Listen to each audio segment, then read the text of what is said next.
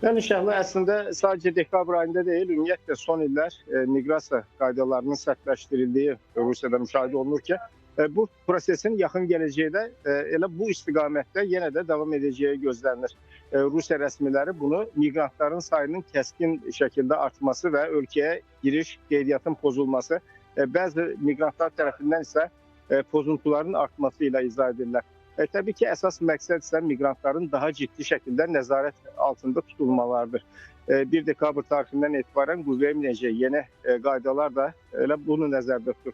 Önümüzdəki ayın başından bəri Rusiyaya gələcək olan bütün İran, İraq, Suriya, Vyetnam, Şimali Koreya, Misir və Tayvan vətəndaşları sərhəd keçid məntəqələrində biometrik məlumatlarını verməli olacaqlar. Bir müddət sonra isə bu qayda bütün əcnəbilərə şamil ediləcək. Rus rəsmilər bu sayədə əvvəllər ölkədən deportasiya edilib, sonra sənədlərini dəyişdirərək ya da başqasının pasportu ilə Rusiyaya qayıtmaq istəyənlərin qarşısının alınacağını deyirlər. Miqrantlar əvvəllər Rusiyaya gəldiyindən sonra bir həftə ərzində qeydiyyatdan keçməli idilər. İndi isə elektronik sistemlə bu ölkəyə girişdə tətbiq edilmiş olacaq. Rusiya Duması spikeri Vyacheslav Volodin yeni qaydaların miqrasiya qanunlarının təkmilləşdirilməsi və vətəndaşların təhlükəsizliyinin təmin edilməsi məqsədi ilə qəbul edildiyini deyib.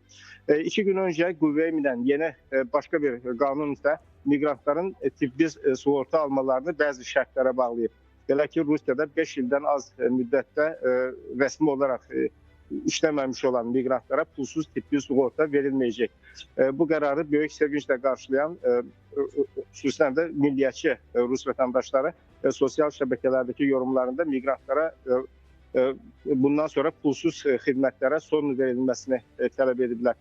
Bundan başqa miqrant çalışdıran iş yeri sahiblərindən alınan vergilər də artırılıb. 2026-cı ildən etibarən isə Moskvada miqrantların iş icazələrinin aylıq dəyəri artırılacaq.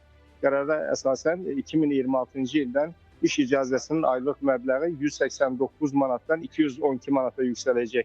Xatırladım ki, Rusiya prezidenti Putin 17 noyabrda miqrantların işdən kənarlaşdırılmasının asanlaşdırılması barədə də bir qanun qəbul etmişdi. Həmçinin 17 noyabrda qüvvəyə minən başqa bir qanuna görə isə cəza qanunundakı yeni düzəlişlərə görə dövlətə qarşı cinayət işləyən miqrantlara qarşı ömürlük həbs cəzasını tətbiq ediləcək.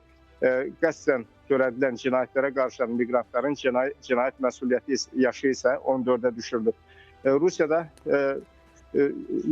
daimi yaşayış icazəsi almaq istəyən 65 yaşın altındakı bütün kişi miqrantların isə ordu ilə ən az 1 illik müqavilə imzalamaları tələb olunur.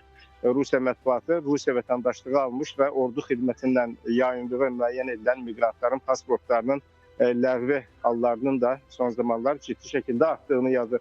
Rusiyaya gələn miqrantlar üçün ən böyük problemlərdən biri də övladlarını məktəbə göndərə bilməmələridir. Belə ki, bu ilin 1 sentyabr tarixindən etibarən qüvvəyə minən yeni qanuna görə miqrant uşaqları məktəbdə oxumaq üçün rus dili imtahanından keçməlidirlər. Bu qanun səbəbindən miqrant uşaqlarının 80%-nin ya sənədlərin kifayət olmadığı üçün ya da o imtahanlara buraxılmadığı, sənədləri kifayət olmadığı üçün o imtahanlara buraxılmayıb ya da imtahandan kəsildikləri bildirilir.